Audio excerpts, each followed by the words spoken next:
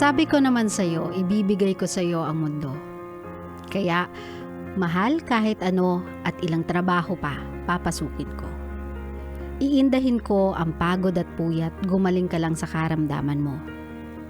Lumaban ka please, para sa amin ng mga anak mo. Kahit minsan di na ako kumakain para sa inyo.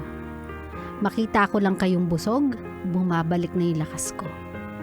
Pasensya ka na dahil sa akin puro hirap lang ang dinanas mo. Hayaan mo may awa ang Diyos, isang araw, iaahon ko din kayo. Ako si Simon, minala sa buhay pero lalaban para sa pamilya.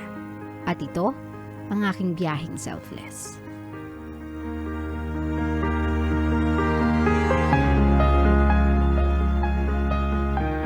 My love, if there's one thing na lagi natin na-neglect in life, that is the sacrifices na ginagawa para sa atin ng mga magulang natin.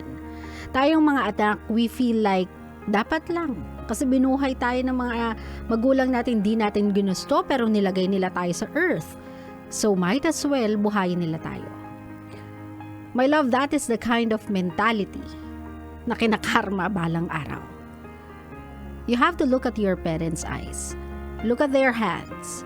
Makikita nyo ugat-ugat na yan. Pagod din sila eh. If hindi mo pinili itong buhay na to, hindi din nila pinili yung dinadanas nila para mabigyan ka ng the best life they can offer. Yes, nahihirapan ka, pero doble yung hirap nila.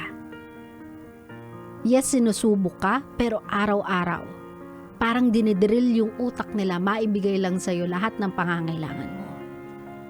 My love, it took me years to understand the sacrifices that my parents did for me. I want you to learn as early as now just how much those sacrifices are. Kasi kapag dumating ka sa edad na katulad ko ngayon, at the age of 34, now I know how hard life is. The choices I have to make to give my family the best that I can. Hindi pa nga yun yung best eh. I think may mas pa doon, pero as of this moment, I'm struggling para ibigay yun. So sa edad kong to, na wala pang pamilya, walang responsibilidad, wala akong anak, wala akong asawa, I do feel yung hirap ng buhay.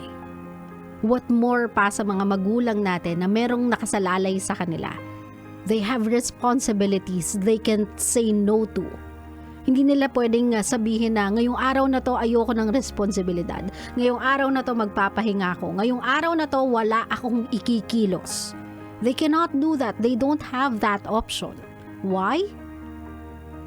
Kasi yung mga anak nila nakasalalay sa kanila. They have no choice but to survive each and every single day. And sadly, like Simon, may mga tao talaga sa mundong ito, my love, na dalawa na yung trabaho just to keep up with all the expenses and necessities na meron ng pamilya nila. But the difference between Simon and you, si Simon, even if hirap na siya, even when pagod na siya, he remains hopeful. He remains positive that one day, lahat ng pagod niya, lahat ng hirap niya, magbubunga. Fruits of thy labor, ika nga nila. Pero ikaw, konting hirap, konting problema, konting issue, ang dami mong reklamo, ang dami mong daing. My love, let's appreciate whatever it is that we have now.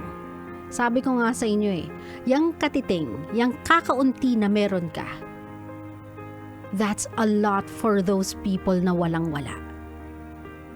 That's nothing compared dun sa mga tao na pinaghihirapan, ultimo yung ilalagay nila sa hapagkainan.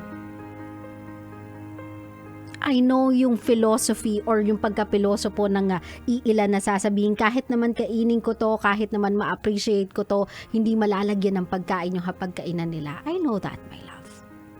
I've been stubborn just like you. Naging immature din ako. But when I tell you that life is hard, I'm not kidding. Kapag nandito ka na sa adulthood, kapag nandito ka na sa edad na ikaw na mismo yung kumikilos para sa sarili mong pangangailangan, you will understand. What your parents did is incomparable. Hindi mo mako-compare sa lahat ng paghihirap mo. Kasi what they did and what they are doing, they do it out of love of you. But you were only thinking about surviving. Sila, they were thinking about you affording the ability to live. Tandaan mo yan.